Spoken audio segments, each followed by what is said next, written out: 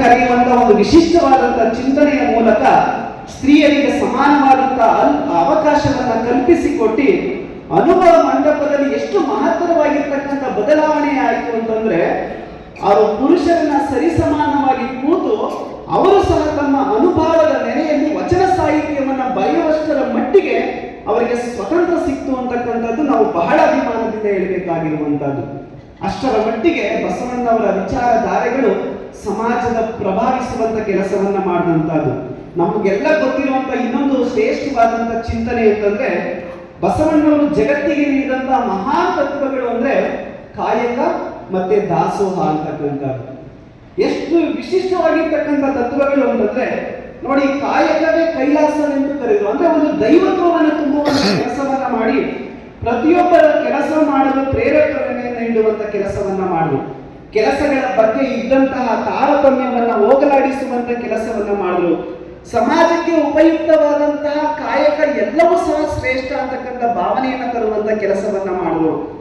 ಕಸ ಗುಡಿಸುವುದರಿಂದ ಹಿಡಿದು ಅಧಿಕಾರಿಯವರೆಗಿನ ಎಲ್ಲ ಕೆಲಸಗಳು ಸಮಾನ ಅಂತಕ್ಕಂಥ ತತ್ವವನ್ನ ಬಿತ್ತರಿಸುವಂತ ಕೆಲಸವನ್ನ ಮಾಡಿದ್ರು. ಅದ್ರ ಜೊತೆಗೆ ಕಾಯಕದಲ್ಲಿ ನಿರತನಾದರೆ ಗುರು ಲಿಂಗ ಜಂಗಮರನ್ನೂ ಸಹ ಮರಿಬೇಕು ಅಂತಕ್ಕಂಥ ಕಾಯಕದ ಶ್ರೇಷ್ಠ ತತ್ವವನ್ನು ತಿಳಿಸುವಂತ ಕೆಲಸವನ್ನ ಮಾಡಿದ್ರು. ಅಷ್ಟೇ ಅಲ್ಲ, ಮುಂದುವರೆದು ಸತ್ಯ ಶುದ್ಧವಾದಂತಹ ಕಾಯಕವನ್ನ ಮಾಡಿ ಬಂದಂತಹ ಫಲದಲ್ಲಿ ನಿಮಗೆ ಎಷ್ಟು ಅವಶ್ಯಕತೆ ಇದೆಯೋ ಅದನ್ನು ಸಂಗ್ರಹಣೆ ಮಾಡಿ ಮಿಕ್ಕಿದ್ದನ್ನ ಸಮಾಜಕ್ಕೆ ನೀಡಿ ಅದನ್ನ ದಾಸೋಹ ಅಂತ ಕರೆಯುವಂತಹ ಒಂದು ವಿಶಿಷ್ಟ ತತ್ವವನ್ನ ಕೊಟ್ಟಂತವರು ಅದು ಅಣ್ಣ ಬಸವಣ್ಣನವರು ಅಂತಕ್ಕಂಥದ್ದು. ದಾನಕ್ಕೂ ದಾಸೋಹಕ್ಕೂ ಅಜಗಜಾಂತರವಾಗಿರ್ತಕ್ಕಂಥ ವ್ಯತ್ಯಾಸ ಇದೆ. ದಾನದಲ್ಲಿ ಕೊಡುವನು ಶ್ರೇಷ್ಠ, ಪಡೆದುಕೊಳ್ಳುವನು ಕನಿಷ್ಠ ಅಂತಕ್ಕಂಥ ಭಾವನೆ ಇರುವಂತಹದ್ದು. ಆದರೆ ದಾಸೋಹದಲ್ಲಿ ಕೊಡುವನು ಎಷ್ಟು ಶ್ರೇಷ್ಠನೋ ಪಡೆದುಕೊಳ್ಳುವನು ಅಷ್ಟೇ ಶ್ರೇಷ್ಠ ಅಂತಕ್ಕಂಥ ಒಂದು ವಿಶಿಷ್ಟ ಚಿಂತನೆಯನ್ನ ಕೊಡುವಂತ ಕೆಲಸವನ್ನ ಮಾಡಿದ್ರು. ದಾನ ಯಾರಿಗೆ ಬೇಕಾದರೂ ಮಾಡಬಹುದು, ಆದರೆ ದಾಸೋಹ ಅವಶ್ಯಕತೆ ಇರುವವರಿಗೆ ಮಾತ್ರ ದಾಸೋಹ ಮಾಡಿ ಅಂತಕ್ಕಂಥ ತತ್ವವನ್ನ ಸಾರಿದಂತ ಕೀರ್ತಿ ಅಣ್ಣ ಬಸವಣ್ಣನವರು ಸಲ್ಲುವಂತಹದ್ದು. ನೀ ಕೊಟ್ಟ ದ್ರವ್ಯವ ನಿಮಗಲ್ಲದೆ ಮತ್ತೊಂದ ಕ್ರಿಯೆ ಮಾಡೇನು ಅಂತಕ್ಕಂಥದ್ದು. ಬಂದಿದ್ದೆಲ್ಲ ಅದು ಭಗವಂತನಿಂದ. ನಾನು ಮಾಡ್ತಾ ಇರುವಂತ ಸಮಾಜ ಸೇವೆ ಅದು ಭಗವಂತನ ಪ್ರೇರಣೆ, ಅವನ ಸೇವೆ ಅಂತಕ್ಕಂಥದ್ದು. ಅಂತಹ ಭಾವನೆಯನ್ನ ಬಿತ್ತುವಂತ ಕೆಲಸವನ್ನ ಮಾಡಿದಂಥವರು ಅದು ಅಣ್ಣ ಬಸವಣ್ಣನವರು.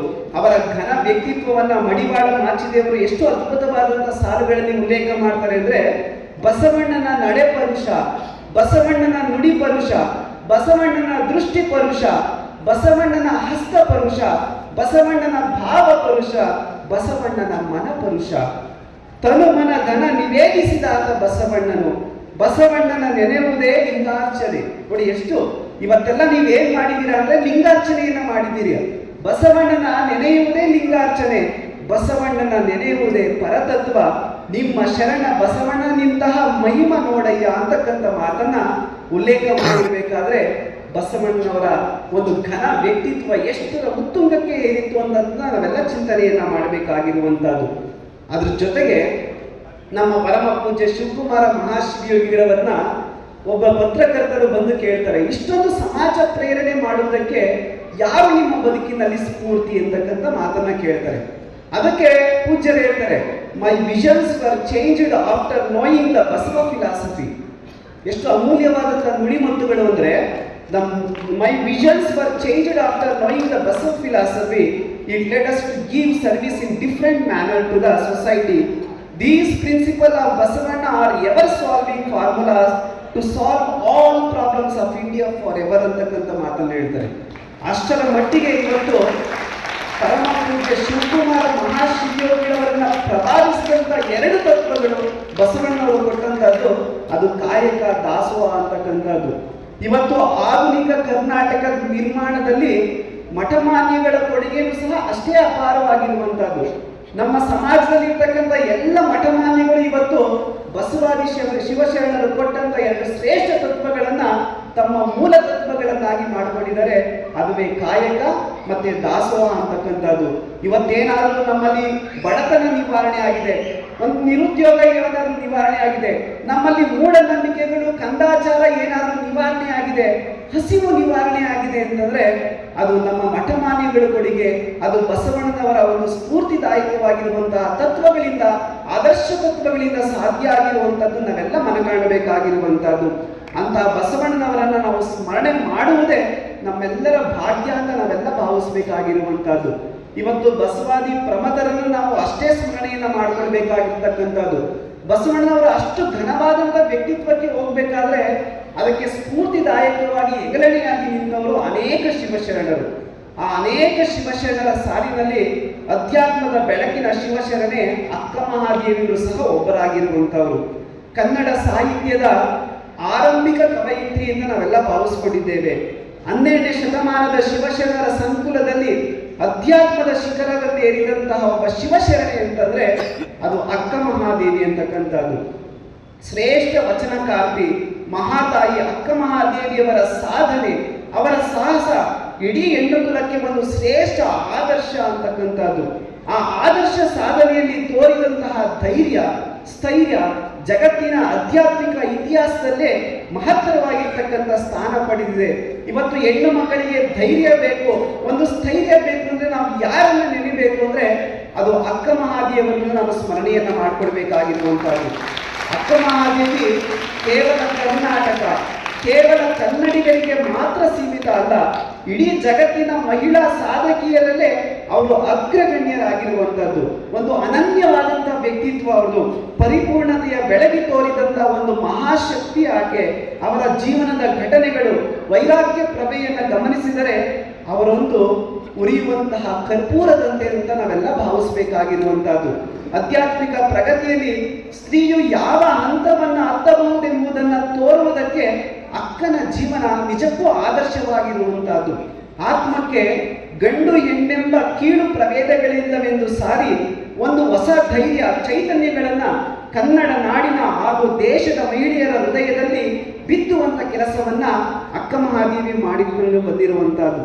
ಉಡುತಡಿಯಿಂದ ಕಲ್ಯಾಣ, ಕಲ್ಯಾಣದಿಂದ ಶ್ರೀಶೈಲದವರೆಗೆ ಈ ಮಹಾತಾಯಿಯ ಪ್ರಯಾಣವೇ ಆಕೆಯ ವ್ಯಕ್ತಿತ್ವ ವಿಕಾಸದ ಪ್ರತಿಬಿಂಬವಾಗಿ ಕಾಣುವಂತಹದ್ದು. ಅಕ್ಕನವರ ವಚನ ಸಾಲುಗಳು ಬಸವಣ್ಣವರ ವಚನ ಸಾಲುಗಳಷ್ಟೇ ಶ್ರೇಷ್ಠವಾಗಿರ್ತಕ್ಕಂಥವರು. ಅಕ್ಕನ ತನ್ನ ಸಾಧನೆಯ ಹಾದಿಯಲ್ಲಿ ಪಟ್ಟ ಕಷ್ಟಗಳು, ಅನುಭವಿಸಿದಂತಹ ಯಾತನೆಗಳು, ಅವರ ತಳಮಳ, ಜೊತೆಗೆ ಶರಣರ ವ್ಯಕ್ತಿತ್ವ, ತನ್ನ ಮೇಲೆ ಅವರು ಬೀರಿದಂತಹ ಪ್ರಭಾವಗಳು, ತನ್ನ ನಿಸ್ಸೀಮ ಭಕ್ತಿ, ಇವೆಲ್ಲ ಅಕ್ಕನ ವಚನಗಳಲ್ಲಿ ನಾವು ವ್ಯಕ್ತವಾಗಿರುವುದನ್ನು ಕಾಣಬಹುದಾಗಿರುವಂತಹದ್ದು. ಅವರ ವಚನಗಳಲ್ಲಿ ಭಾವಗೀತೆಯ ಸೌಂದರ್ಯವಿದೆ. ನೀವೆಲ್ಲ ಚಿಲಿಬಿಲಿ ಎಂದೋದುವ ಗಿಳಿಗಳಿರ ಅಂತಕ್ಕಂಥ ಆ ಪ್ರಕೃತಿಯಲ್ಲಿ ದೇವರನ್ನ ಹುಡುಕುವಂತ ರೀತಿಯನ್ನು ನಾವು ಗಮನಿಸಿದಾಗ ಅಕ್ಕನ ವಚನಗಳಲ್ಲಿ ಭಾವಗೀತೆಯ ಒಂದು ಸೌಂದರ್ಯವಿದೆ, ದಿವ್ಯ ಪ್ರೇಮದ ಮಾಧುರ್ಯವಿದೆ, ಒಬ್ಬ ಸಾಧಕಿಯ ದೃಢಚಿತ್ತವಿದೆ. ಅಕ್ಕ ಮಹಾದೇವಿಯವರಲ್ಲಿ ಬರೆದಿದ್ದು ನಮಗೆ ಲಭ್ಯವಾಗಿರುವಂತಹ ಪ್ರಕಾರದಲ್ಲಿ ಸುಮಾರು 434 ವಚನಗಳು ಅಂತ ಅಂದಾಜಿಸಲಾಗಿರುವಂತಹದ್ದು. ಅವರ ಅನೇಕ ವಚನಗಳನ್ನು ಗಮನಿಸಿದಾಗ ನಿಜಕ್ಕೂ ಅದು ಪರಿಪೂರ್ಣ ವ್ಯಕ್ತಿತ್ವಕ್ಕೆ ಬೇಕಾಗಿರುವಂತಹ ಸ್ಫೂರ್ತಿದಾಯಕವಾಗಿರುವಂತಹ ಒಂದು ಮಾತುಗಳು. ಅಕ್ಕನ ಜನಪ್ರಿಯ ವಚನಗಳು ಅಂದ್ರೆ ಅಕ್ಕ ಕೇಳವ ನಾನೊಂದ ಕೆಲಸ ಕಂಡೆ ಅಂತಕ್ಕಂಥದ್ದು. ಆವ ವಿದ್ಯೆಯ ಕಲಿತಡೇನೋ ಸಾವ ವಿದ್ಯೆ ಬೆನ್ನ ಬಿಡುದು ಅಂತಕ್ಕಂಥದ್ದು. ಸಾವಿನ ಬಗ್ಗೆ ನಮ್ಮ ಮನೋಧೋರಣೆ ಹೇಗಿರ್ಬೇಕು ಅಂತ ಆ ಸಾಲುಗಳಲ್ಲಿ ತಿಳಿಸುವಂತ ಕೆಲಸವನ್ನ ಮಾಡಿದರೆ, ಬೆಟ್ಟದ ಮೇಲೊಂದು ಮನೆಯ ಮಾಡಿ ಮೃಗಗಳಿಗೆ ಅಂಜಿದೊಡೆಯುತ್ತಯ್ಯ ಅಂತಕ್ಕಂಥದ್ದು. ತನ್ನು ಕರಗದವರಲ್ಲಿ ಮಜ್ಜನವನ್ನೊಲ್ಲೆಯ್ಯ ನೀನು ಅಂತಕ್ಕಂಥದ್ದು. ಇವತ್ತು ಭಗವಂತನಿಗೆ ನಾವು ಬಾಹ್ಯವಾಗಿರ್ತಕ್ಕಂಥ ವಸ್ತುಗಳನ್ನ ಸಮರ್ಪಣೆ ಮಾಡ್ತಾ ಇದ್ದೀವಿ, ಆದ್ರೆ ಭಗವಂತನಿಗೆ ಬೇಕಾಗಿರುವಂತಹದ್ದು ಭಾವ, ನಮ್ಮ ಬಾಹ್ಯವಾಗಿರ್ತಕ್ಕಂಥ ವಸ್ತುಗಳಲ್ಲ, ಆಂತರಿಕವಾಗಿರ್ತಕ್ಕಂಥ ಪರಿಪೂರ್ಣತೆಯ ವಸ್ತುಗಳು ಆತನಿಗೆ ಬೇಕಾಗಿರುವಂತಹದ್ದು ಅಂತ ಎಚ್ಚರಿಸುವ ಮಾತುಗಳನ್ನ ಅವರ ವಚನ ಸಾಲುಗಳಲ್ಲಿ ನಾವು ಗಮನಿಸಬೇಕಾಗಿರುವಂತಹದ್ದು. ಇವತ್ತು ಸಹ ಅನೇಕ ವಚನಗಳು ಜನಮಾನಸದಲ್ಲಿ ಅಚ್ಚ ಅರಿದು ಉಸಿರಾಗಿರುವಂಥದ್ದನ್ನು ನಾವು ಕಾಣಬೇಕಾಗಿರುವಂತಹದ್ದು. ಸರ್ವರಿಗೂ ಅನ್ವಯವಾಗುವಂತಹ ಸಾರ್ವಕಾಲಿಕ ಸತ್ಯವನ್ನು ಒಳಗೊಂಡಿರುವಂತಹದ್ದು ಅಕ್ಕನ ವಚನದ ಸಾಲುಗಳು ಅಂತಕ್ಕಂಥದ್ದು. ಅವರ ಇನ್ನೊಂದು ಸಾಲುಗಳನ್ನು ನಾವು ಗಮನಿಸಬೇಕು. ನಾಮದಲ್ಲಿ ಹೆಂಗುಸೆಂಬ ಹೆಸರಾದರೇನು ಭಾವಿಸಲು ಗಂಡು ರೂಪು ಅಂತ.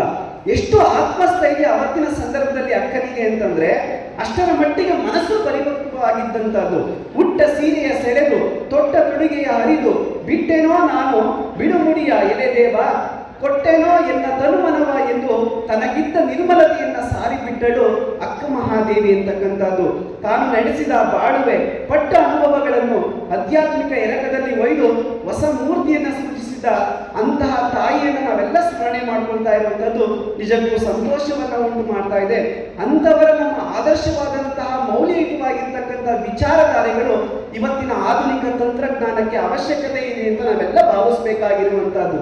ಗಮನಿಸಬೇಕಾದಂಥ ಇನ್ನೊಂದು ಸಂಗತಿ ಅಂದರೆ, ಶರಣರಿಗೆ ಯಾವತ್ತೂ ಅಷ್ಟೇ ಮರಣವೇ ಮಹಾನವಿನಿ ಅಂತಕ್ಕಂಥದ್ದು. ಅವರಿಗೆ ಯಾವತ್ತೂ ಸಹ ಸಾವಿಗೆ ಅಂಜಿದಂಥವರ ಅಲ್ವೇ ಅಲ್ಲ ಅಂತಕ್ಕಂಥದ್ದು. ಅಷ್ಟರ ಮಟ್ಟಿಗೆ ಸಾವಿನ ಬಗ್ಗೆ ಅವರಿದ್ದಂತಹ ಧೋರಣೆ ಅಂತ ನಾವೆಲ್ಲ ಭಾವಿಸಬೇಕಾಗಿರುವಂತಹದ್ದು. ಅಲ್ಲಮ್ಮವರು ಇನ್ನೊಂದು ಕಡೆ ಹೇಳಿದರೆ ಮಹಿಮಂಗೆ ಸಾವಿಲ್ಲ ಅಂತಕ್ಕಂಥದ್ದು. ಮಹಾಮಹಿಮ ಬಸವಣ್ಣವರಾಗಿರ್ಬೋದು, ಅಕ್ಕ ಮಹಾದೇವಿಯವರಾಗಿರ್ಬೋದು, ಅನೇಕ ಶಿವಶರಣರಾಗಿರ್ಬೋದು, ಅವರು ಯಾವಾಗಲೂ ಅಷ್ಟೇ ಧರಣಿ ಇರುವ ತನಕ ಜೀವಂತ. ಅವರು ಆದಿ ಅನಾದಿ ಅನಂತ. ಅವರ ತತ್ವ ಸಿದ್ಧಾಂತಗಳು ಶತಮಾನಿಗಳಿಗೂ ಶಾಶ್ವತ ಅಂತಕ್ಕಂಥ ಆಶಯವನ್ನು ಈ ಸಂದರ್ಭದಲ್ಲಿ ವ್ಯಕ್ತಪಡಿಸ್ತಾ ಇವತ್ತು ವಿಶೇಷವಾಗಿ ನಮ್ಮ ಬಸವೇಶ್ವರ ಸೇವಾ ಸಮಿತಿ, ಅಕ್ಕನ ಬಲದ ಮಹಿಳಾ ಸಮಾಜ, ಅಖಿಲ ಭಾರತ ವೀರಶೈವ ಮಹಾಸಭಾ ಇವರ 3 ಸಹಯೋಗದೊಂದಿಗೆ ಇವತ್ತು 2 ಶ್ರೇಷ್ಠ ರತ್ನಗಳನ್ನು ನಾವು ಸ್ಮರಣೆಯನ್ನ ಮಾಡ್ಕೊಳ್ತಾ ಇರುವಂತಹದ್ದು ಅಷ್ಟೇ ಸಂತೋಷವನ್ನ ಉಂಟು ಮಾಡ್ತಾ ಇದೆ.